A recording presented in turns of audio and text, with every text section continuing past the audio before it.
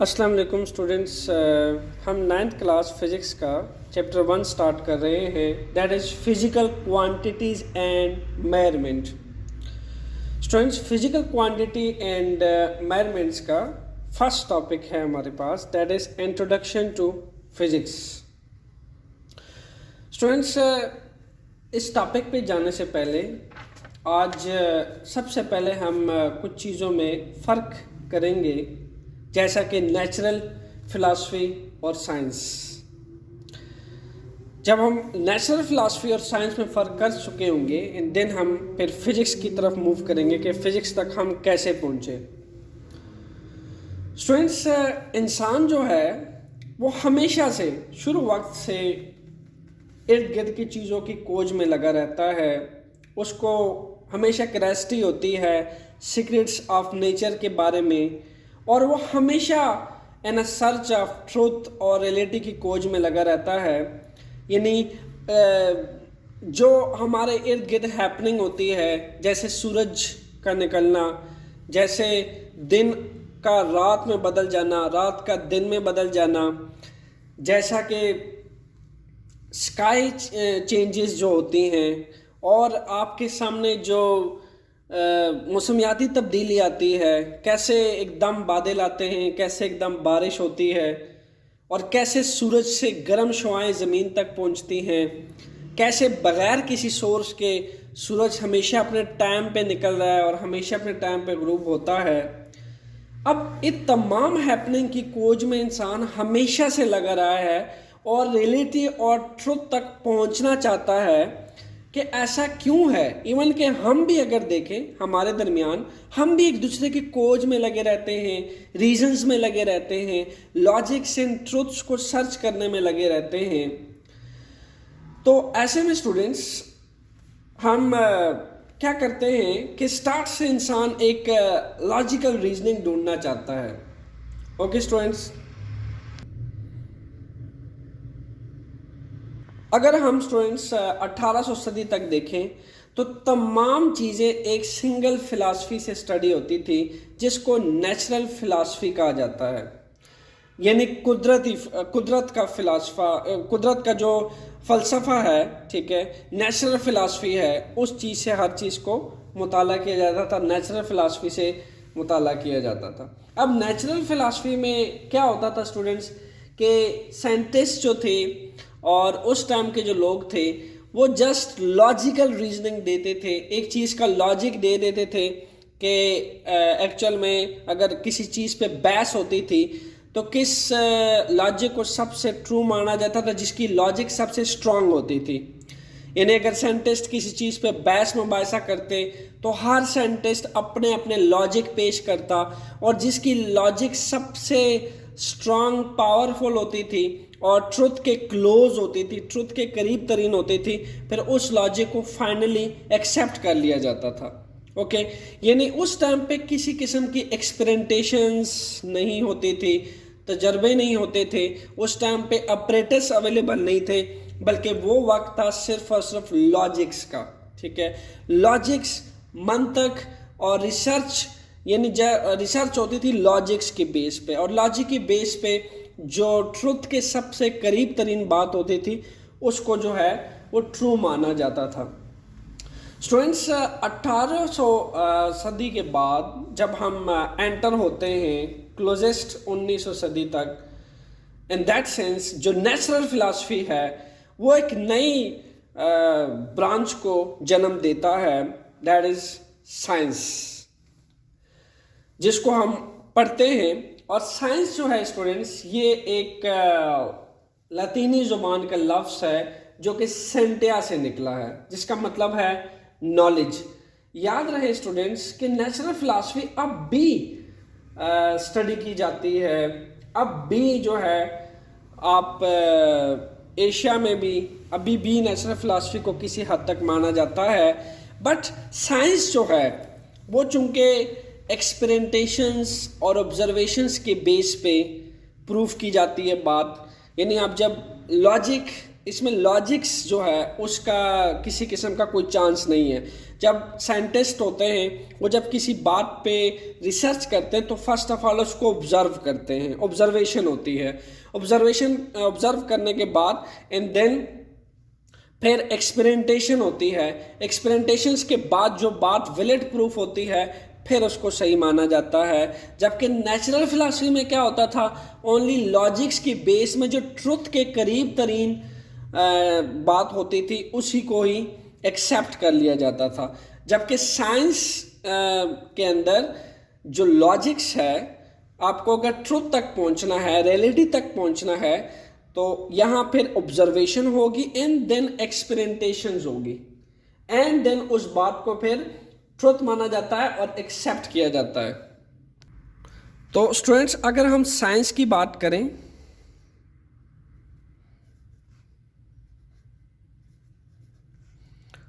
Science and natural philosophy,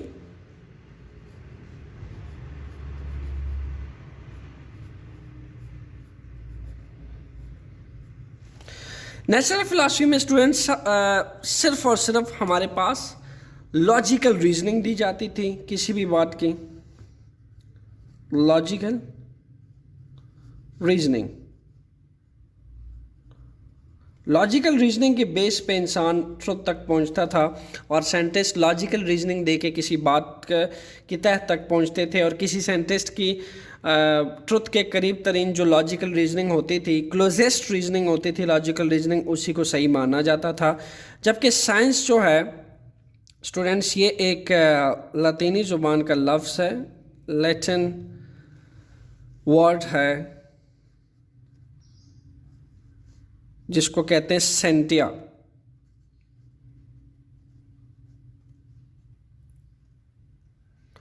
सेंटिया means knowledge.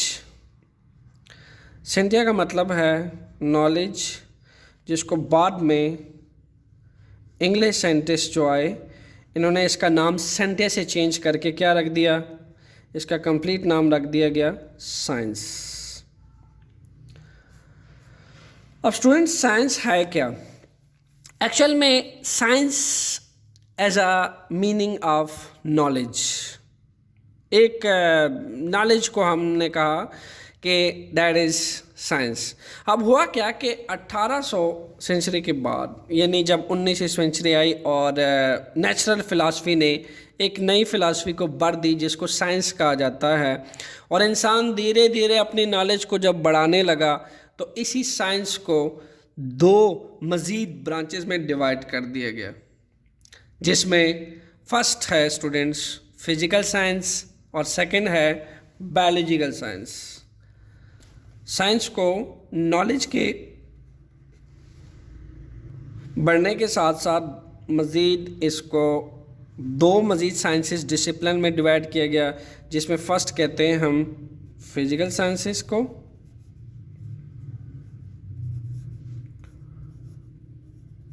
Physical science, and the second one is natural science.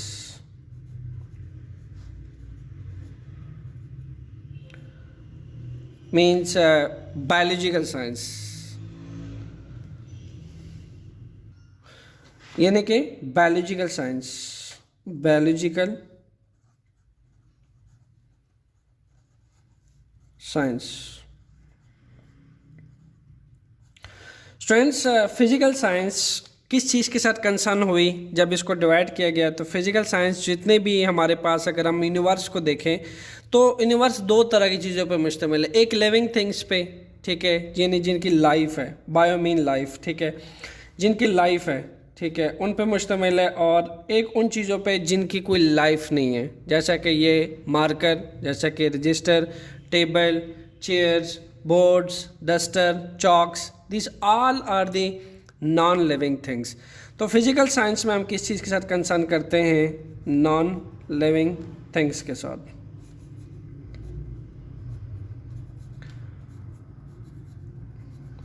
Non living thing के साथ concern करते हैं हम physical science में, और बायोलॉजिकल साइंस में हम कंसर्न करते हैं लिविंग थिंग्स के साथ। तो स्टूडेंट्स, हमारे पास नेक्स्ट फिज़िकल साइंस जो है, चूँकि एक ट्रमेंडस रिवॉल्यूशन आया नॉलेज का जब साइंस ने बर्थ लिया, तो फिज़िकल साइंस को यहाँ तक महदूद नहीं रखा गया, ठीक है, बल्कि फ़िज़िकल साइंस को मज़ीद मुख्तलिफ़ ब्रांचेस में डिवाइड कर लिया गया। जैसा कि सबसे पहले जो फर्स्ट ऑफ ऑल डिसिप्लिन था, that is about physics,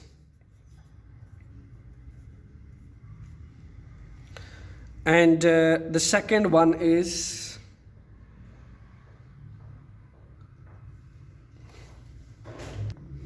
physics, chemistry,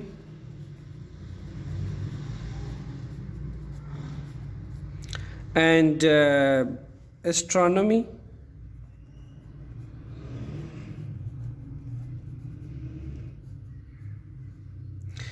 geology,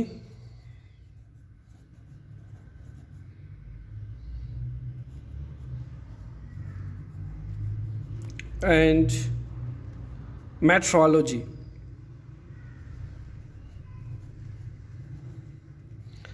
ये वो डिसिप्लिन था जबकि फ़िज़िकल साइंसेस को नॉन लिविंग थिंग्स में डिवाइड किया गया, जिसमें सबसे पहले थी फिज़िक्स, फिर केमिस्ट्री, फिर एस्ट्रोनॉमी, फिर जियोलॉजी और मेट्रोलॉजी।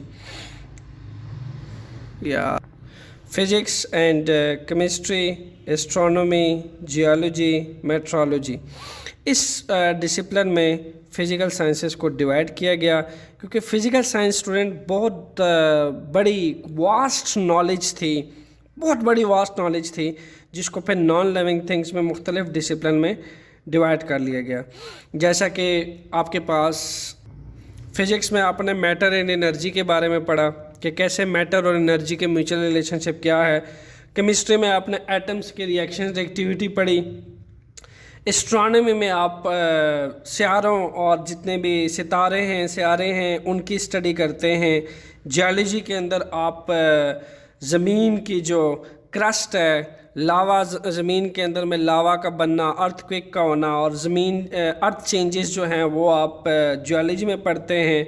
मेट्रोलॉजी जो है आपके मौसमियात के साथ इस डिसिप्लिन का ताल्लुक़ है, इसमें आप मौसमी तब्दीलियाँ पढ़ते हैं। तो फिज़िकल साइंसेस जो है और बायोलॉजिकल साइंसेस, ये दो कैटेगरीज थी जिनमें साइंस को डिवाइड कर दिया गया। एंड बायोलॉजिकल साइंसेस में तमाम वो चीज़ें जो लाइफ रखती हैं, जैसा कि बाकी दूसरे मखलूक़ात, फिशेस, सी क्रिएचर्स जो हैं, ठीक है, जो समंदरी मखलूक़ात हैं, या फिर ज़मीन पे जितनी लाइफ क्रिएचर्स हैं, उनको बायोलॉजिकल साइंसेस में स्टडी किया जाता है। और फिज़िकल साइंसेस में physics, chemistry, astronomy, geology and metrology को स्टडी किया जाता है। स्टूडेंट्स, बाकी सब साइड पे कर देते हैं, हम अब बात करते हैं फ़िज़िक्स की। What is physics? Dear students, physics का ताल्लुक़ दुनिया की हर शे के साथ है। हम चूँकि इन तमाम ब्रांचेस को छोड़ के अब सिर्फ फ़िज़िक्स की बात कर रहे हैं, तो फ़िज़िक्स का ताल्लुक़ दुनिया की हर शय के साथ है। इसका मकसद मादी दुनिया को समझना है। दुनिया में हर शय, हाँ वो कितनी ही बड़ी क्यों ना हो, मसलन आप निज़ाम शमसी की तरफ देख लें। निज़ाम शमसी कितना बड़ा सिस्टम है। जैसा कि अगर आप सन पे गौर करें, सन के इर्द गिर्द जो प्लैनेट्स हैं वो रिवॉल्व करते हैं। जितने भी प्लैनेट्स हैं वो रिवोल्यूशंस करते हैं, सन के इर्द गिर्द उनकी रिवोल्यूशन जारी रहती है, ठीक है। तो निज़ाम शमसी के अलावा जो आप बहुत सारे सवालात होते हैं जिस पे इंसान ने गौर हौस किए, मसलन सूरज में गर्म शुआएं कैसे निकलती हैं, ये ज़मीन सूरज के गिर्द क्यों और कैसे घूमती है। अब आम तजर्बे में अगर देखें कि अगर कोई चीज़ हरकत करती है तो वो बिल्कुल सीधी हरकत करती है, जबकि अगर ज़मीन को देखें तो ज़मीन तो गोल घूमती है, गोल गोल चक्कर काटती है। और इसी तरीके से दूसरी तरफ अगर छोटी अशिया की तरफ देखें तो एक ज़माने में सबसे छोटी चीज़ जिस चीज़ को समझा जाता था वो एटम है, सबसे छोटी चीज़ वो तस्वर किया जाता था कि वो एटम है, दैट इज़ एटम। आप पढ़ते भी आ रहे होंगे कि atom is the smallest particle of an element. जहाँ आपने ये पढ़ा कि एटम जो है ये एक स्मॉलेस्ट पार्टिकल है,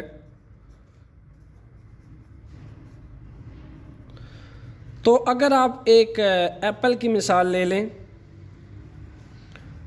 एप्पल की मिसाल अगर ले लें और एप्पल को आप 2 पीसेस में ब्रेक कर दें और फिर उसको आप तोड़ते चले जाएं, तो आप जब सबसे छोटे हिस्से के तक पहुंचेंगे तो उसको किस चीज़ का नाम दिया गया? एटम का नाम दिया गया।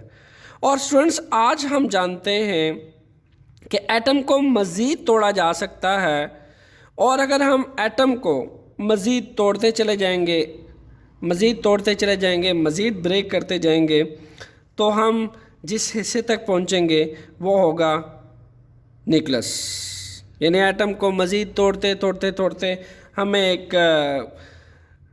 गठली मिलेगी। उस गठली को हम ने क्या नाम दिया कि एप्पल को तोड़ते ब्रेक करते जो सबसे छोटे हिस्से तक हम पहुँचे उसको हमने कहा एटम है। फिर स्टूडेंट्स, आज पॉसिबल हुआ कि एटम को मज़ीद ब्रेकअप किया जा सकता है और मज़ीद तोड़ते जो हम सबसे छोटी गठली तक पहुँचे तो उसको हमने नाम दिया दैट इज़ न्यूक्लियस। और फिर उसके साथ साथ न्यूक्लियस को भी मज़ीद गौर व फिक्र की जब न्यूक्लियस के, तो हमें पता चला न्यूक्लियस के अंदर भी इसको अंदर से जब हम देखा तो इसके अंदर कुछ मज़ीद छोटे स्मॉलेस्ट पार्टिकल हैं जिनको फिर हमने नाम दिया प्रोटॉन्स और न्यूट्रॉन्स।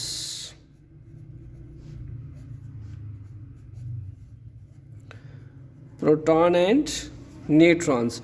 और इसी तरीके से प्रोटॉन और न्यूट्रॉन्स को अगर मज़ीद और गौर फिक्र की इस पे जब, तो पता चला कि इन प्रोटॉन्स और न्यूट्रॉन्स के अंदर जो है वो मज़ीद छोटे, इससे भी छोटे ज़रे मौजूद है जिसको बाद में नाम दिया गया क्वार्क्स का नाम दिया गया। दीज आर दी क्वार्क्स, जो कि प्रोटॉन न्यूट्रॉन्स के भी से भी छोटे ज़रे थे।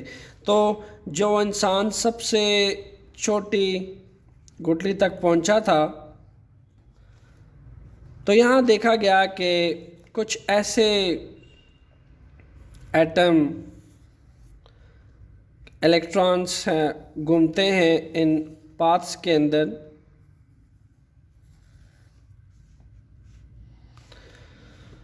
इलेक्ट्रॉन्स रिवॉल्व करते हैं एटम इन स्फेरिकल पाथ्स में। और इसी तरीके से जो सबसे अंदरूनी गठली का जिक्र किया जा रहा है वो पता चला कि न्यूक्लियस है। फिर न्यूक्लियस के अंदर देखा गया, मज़ीद गौर फिक्र गया तो इनमें ये प्रोटॉन्स थे और न्यूट्रॉन्स थे। और प्रोटॉन न्यूट्रॉन्स को भी ज़्यादा गौर से देखा गया तो इनके अंदर और भी छोटे ज़रे थे जिनको क्वार्क्स का नाम दिया गया। अब स्टूडेंट्स, फ़िज़िक्स का ताल्लुक़ एक तरफ तो सूरज और निज़ाम शमसी और कहकशाओं के साथ है, तो दूसरी तरफ एटम और एटम के अंदर जो बड़ी तरीन ज़रात हैं उनके साथ है।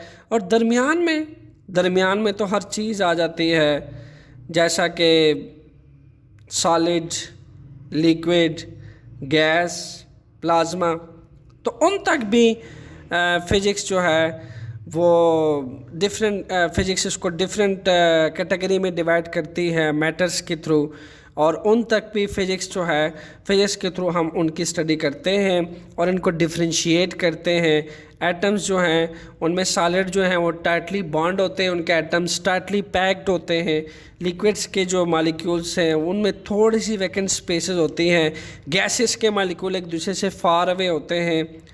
और इन तमाम स्टेट्स को हम ज़मीन और आसमान के दरमियान जो स्टडी करते हैं वो इन 3 स्टेट्स को स्टडी करते हैं, सॉलिड, लिक्विड, गैस, प्लाज्मा को।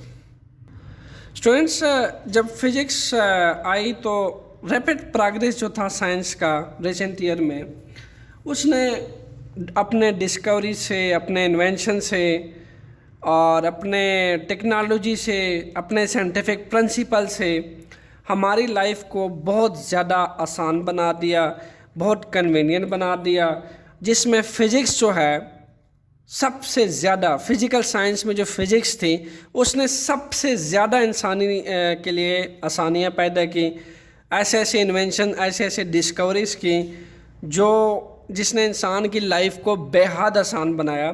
तो आइए कुछ एप्लीकेशंस ऑफ फ़िज़िक्स को पढ़ते हैं कि कैसे इंसान की लाइफ आसान हुई, उसके काम आसान बनाए फ़िज़िक्स ने।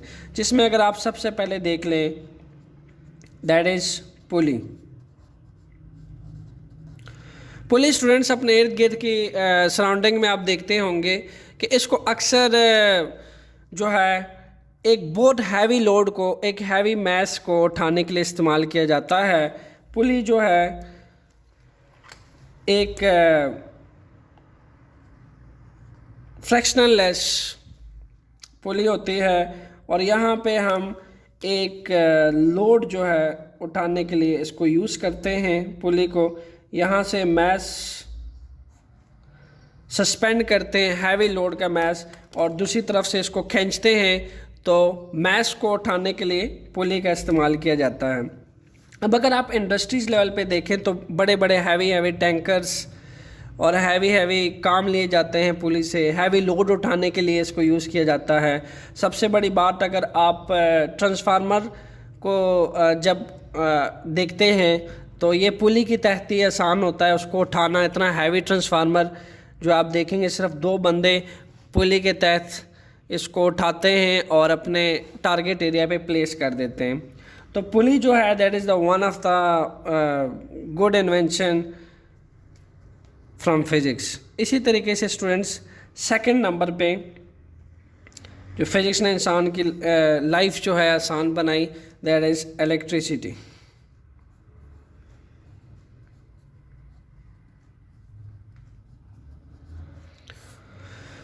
इलेक्ट्रिसिटी अगर देखें तो इलेक्ट्रिसिटी से स्टूडेंट्स ना सिर्फ हमें एनर्जी मिली, हीट एनर्जी मिली, बल्कि हमें लाइट एनर्जी भी मिली। हीट एनर्जी और लाइट एनर्जी के साथ साथ अगर आप देखें तो हमें मैकेनिकल एनर्जी भी मिली। जैसा कि अगर आप एक इलेक्ट्रिक मोटर को देखें या फ़ैन को देखें तो इलेक्ट्रिक मोटर और फ़ैन जो है electrical energy as a input उनको दी जाती है और आउटपुट को वो किस में कन्वर्ट करते हैं, मैकेनिकल एनर्जी में कन्वर्ट करते हैं। तो प्लस मैकेनिकल एनर्जी इलेक्ट्रिसिटी से हमें मिलती है, जिनसे हम अपने डोमेस्टिक अप्लायंसेस को ऑपरेट करते हैं और इंसान की लाइफ आसान होती है। ठीक है, तो जो फ़ैन है, मोटर है, वो एज इनपुट के तौर पे इलेक्ट्रिकल एनर्जी लेते हैं और आउटपुट के तौर पे इसको वो मैकेनिकल एनर्जी में कन्वर्ट करते हैं रोटेट करने के लिए। इसी तरीके से इलेक्ट्रिकल एनर्जी से हमें हीट भी मिलती है, हमें लाइट भी मिलती है। और अगर इसी तरीके से फिज़िक्स के एप्लीकेशंस की अगर थर्ड एप्लीकेशंस देखें तो that is about domestic appliances. Domestic appliances पे अगर गौर किया जाए तो वो भी फिज़िक्स की ही बदौलत है। डोमेस्टिक एप्लायंसेस जिनमें स्टूडेंट्स आपके पास फ्रिज आता है, एसी आता है, डीप फ्रीज़र आता है, वैक्यूम क्लीनर आता है, वॉशिंग मशीन आता है, माइक्रोवेव ओवन आता है, रेफ्रिजरेटर्स आता है। ये तमाम के तमाम डोमेस्टिक एप्लायंसेस हैं जो कि फ़िज़िक्स की बदौलत फ़िज़िक्स के वर्किंग प्रिंसिपल पे काम कर रहे हैं और फ़िज़िक्स ने ही इसको हम तक डिलीवर किया। आप अगर फ़िज़िक्स की फोर्थ एप्लीकेशन पे गौर करें, दैट इज़ अबाउट टेलीकम्युनिकेशन।